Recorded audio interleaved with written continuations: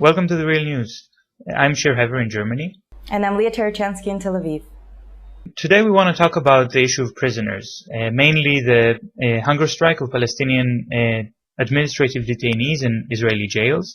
And this is a story that has now received another aspect because there are 3 Israeli citizens who are presumed kidnapped. And there is a lot of media coverage of that presumed kidnapping. Really, when you open the Hebrew press here in Israel, just as around any sort of war or major point of contention in the conflict, all of the press is focused entirely on what the Israeli government and army is doing, and is repeating verbatim much of what we're seeing in the press conferences from the government.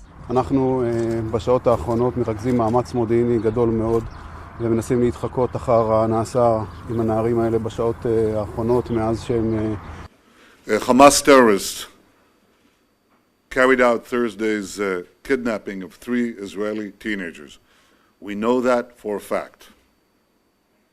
These teenagers were kidnapped, and the kidnapping was carried out by Hamas members. The government is reportedly weighing the option of expelling senior West Bank Hamas leaders to the Gaza Strip. During a ceremony on Monday honoring reserve soldiers with awards of excellence, Defense Minister Moshe Ya'alon spoke of the IDF's commitment to find the terrorists responsible for kidnapping the 3 teens on Thursday. He told those in attendance that the security establishment will not rest until they bring the boys home safely. So what we do know is that 3 settler teenagers were hitchhiking in the West Bank near the settlement of Gush Etzion. There was a car burned down that was found near the place where they went missing. They went missing on Friday. And since then, the Israeli army has more or less shut down the West Bank, specifically the city of Hebron, which is the closest big Palestinian city where there's a strong support for Hamas. And the Israeli government, through the Israeli army, has been since then repressing and arresting en masse all members of Hamas in the West Bank. Since Friday, they've arrested 150 people, including most of the members of the newly formed Unity Parliament in Ramallah. What we are seeing here, I think, is a show of force by Israel, which is actually played out in the arena of the media. Because the story that makes headlines, the story that wins in the international media, of course in the Israeli media, but that's of lesser importance, is the story of the presumed kidnapping and the Israeli response, but not the fact that the hunger strike of Palestinian detainees have entered the 50th day.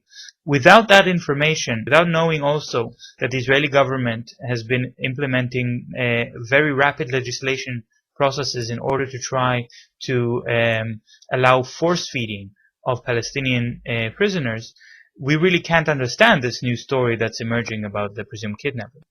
And there's, of course, the larger political context. Before this supposed kidnapping of the teenagers, last week, what we saw was that after 50 days of hunger strike, many of the prisoners were transferred to hospitals, where doctors said that unlike the government pressure, they're not going to force feed them. After which the Israeli Prime Minister said, well, if you're not going to force feed them, we will find other doctors who will, and started pushing forward legislation that would legalize what by international law is considered torture.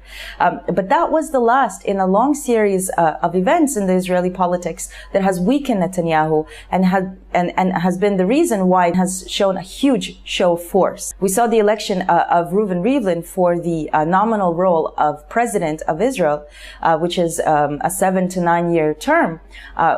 Rivlin being a personal opponent of Netanyahu, this was a huge defeat to him, and he tried to do everything in his power to stop this election, including trying to cancel the whole institution of presidency. We saw that the Hamas and Fatah unity itself was something that Netanyahu was strongly opposing, but it happened regardless. And he is now using this moment to clamp down on Hamas, even though Hamas officials, many of them have actually expressed that this kidnapping doesn't help the Palestinian political agenda. If they were the ones responsible behind the kidnapping, it would actually be a step backwards from what they've achieved with the unity talks, at least on the international arena. Yeah, Netanyahu's words ring very hollow now when his response to these unfolding events is to lay all the blame on the unity government of Hamas and Fatah, even though that government hasn't really had any time to make any decisions. And I think it's very clear that it's a cynical move because Netanyahu has been outflanked by the international community on this point and by Abbas.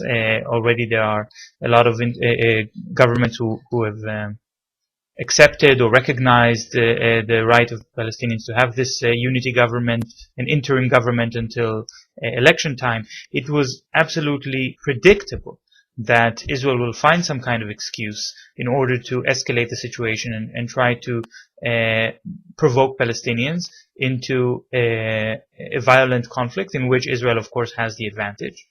And this sort of tactic has been used by Israel so many times. I think by now everybody knows that this is how it plays out. Catherine Ashton, the foreign minister of the European Union, issued the following statement. Such acts can only undermine international efforts to encourage a resumption of peace negotiations. We are following developments closely and remain in constant contact with our Israeli and Palestinian counterparts. The EU encourages continued close cooperation between the Israeli and Palestinian security services to ensure the swift release of the abductees. Now, inside Israel, the Israeli public responded with a mass of solidarity with the families of the kidnapped, including a social media campaign with the hashtag Return Our Boys Home. And we've seen mass prayers in Jerusalem, at the Wailing Wall, and all over yeshivas all over Israel. On Monday, there was a big protest outside the Gush Etzion settlement, which is where the teenagers are presumed to be kidnapped, where hundreds of settlers showed up and burned down Palestinian flags while chanting racist slogans.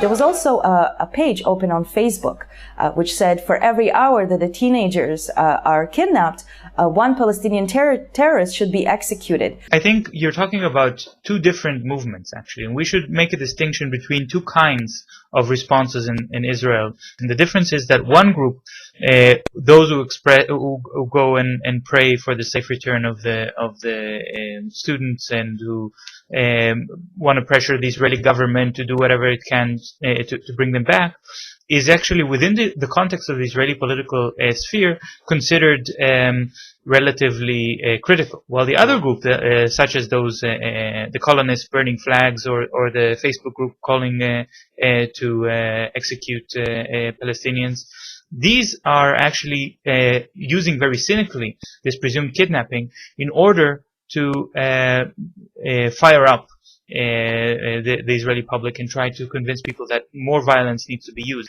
I would venture to say that these are actually in the minority. I agree with you, and I think that what we've seen a lot in the Hebrew press here as well is pointing a blaming finger at Netanyahu. There's been a lot of talk about his manipulation of the situation, but also there's been a criticism of the practice of exchanging abducted soldiers for prisoners, and this is the link between these two events.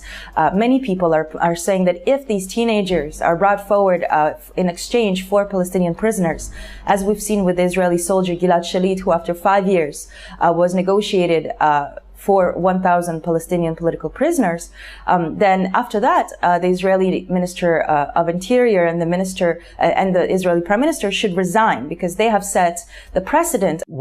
I think the criticism against Netanyahu comes from the point that this kidnapping or presumed kidnapping has been so predictable. In fact, just about 6 months ago, the head of the Israeli secret police made an interview in which he expressed a belief that such a kidnapping could indeed happen. Mahmoud Abbas, representing the Palestinian Authority, made it a point to demand the release of prisoners and actually was willing to make this kind of compromise that instead of demanding a complete freeze of construction in the colonies, he would also accept a release of prisoners instead. Every Palestinian knows that even if Israel releases a few Palestinians, they could arrest the same number tomorrow. But nevertheless, this has a very important symbolic value, and it also gives some hope for these people who have been in jail for so long to see some freedom. And I just want to say that the practice of administrative detention is something that Israel very selectively retained from British Empire law. But by international standards, it's actually illegal. I also want to say that the kidnapping of civilians is against international law and against the rules of war. Well, that is true, but we shouldn't fall into false balancing equations, because and that's exactly what Catherine Ashton from the European Union did. She fell into that trap exactly by saying, well, we condemn this kidnapping, when in fact she did not condemn the massive arrests and administrative detention of Palestinians by Israel, where we're talking about hundreds of administrative detainees held currently in the Israeli jails. But she does condemn this action that has not been taken by a sovereign government. So while the European Union does have diplomatic relations with Israel, they have trade with Israel, they have influence over Israel, they don't have any diplomatic relations with whatever Palestinian group has presumably kidnapped those Israeli students. They don't have any trade relations with them, and they don't recognize them. So this condemnation is quite empty, while a real condemnation should be addressed to Israel, which is again and again presented as a friend of the European Union. Thank you for watching The Real News. I'm Leah Cherchansky in Tel Aviv. And I'm Shir Hever in Germany.